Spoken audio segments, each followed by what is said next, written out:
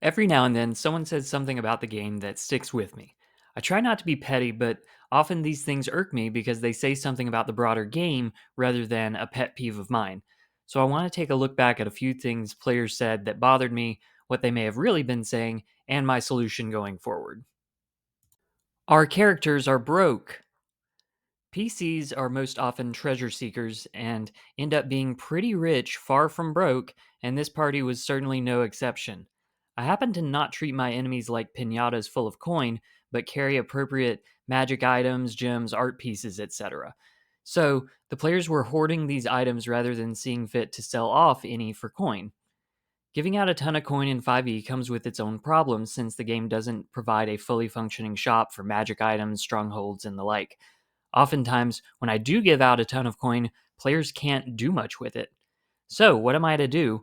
Well, I've started trying to hand out more coins as well as put exchange centers in my town so folks are encouraged to sell off those unneeded gems and such. Every now and then, you can check in with questions like, how many tunable items are you carrying? Or, I wonder what NPC would benefit from that item the most.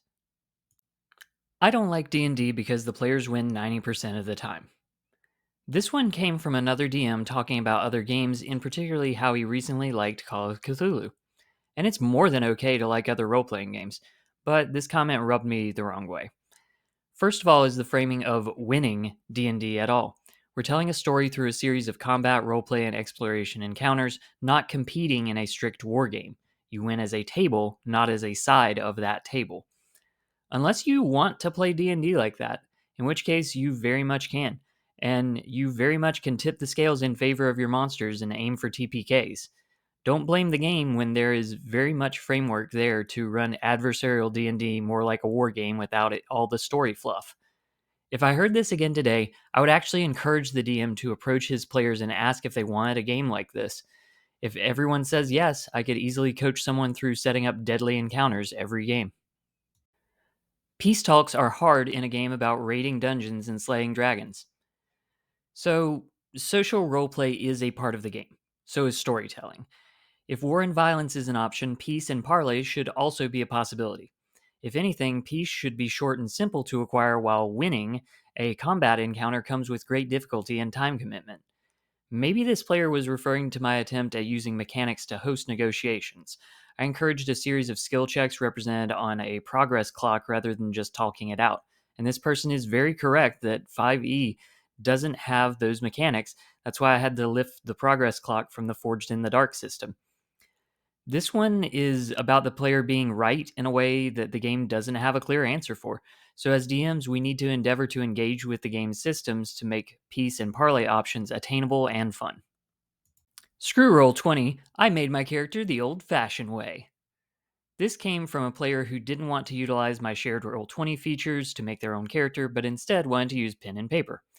Only problem is, they were still using online resources, they just couldn't tell me what books their features were from. Pen and paper elitism bugs me. Online resources are either cheaper than the books or straight up free, and it's easier to share my Roll20 than it is to pass my books to 5 different people between games. And much like this person or anyone watching this YouTube video, I think we're all using online resources to some degree, so don't rag on others for using them too. I don't want to be a bad race. This came from a child, and it really exposes the weirdness of race in D&D. We don't have time to unpack all of that right now, but it is weird to describe races as greater and lesser or good and evil. Calling them species helps a bit, and so does some balance changes in the new book and getting rid of prescriptive alignments. To be clear, the kid didn't mean bad in the sense of evil, but bad in the sense of poor quality. This kid wanted to play a Warforged because he thought they were the best, but we didn't have Warforged available as an option for this particular game. What would I say to this kid today? There are no bad races. Different kinds of people are different, not better or worse. Even the very real in game differences in balance are minor in the grand scheme of classes, spells, etc. So let's try something different this time around.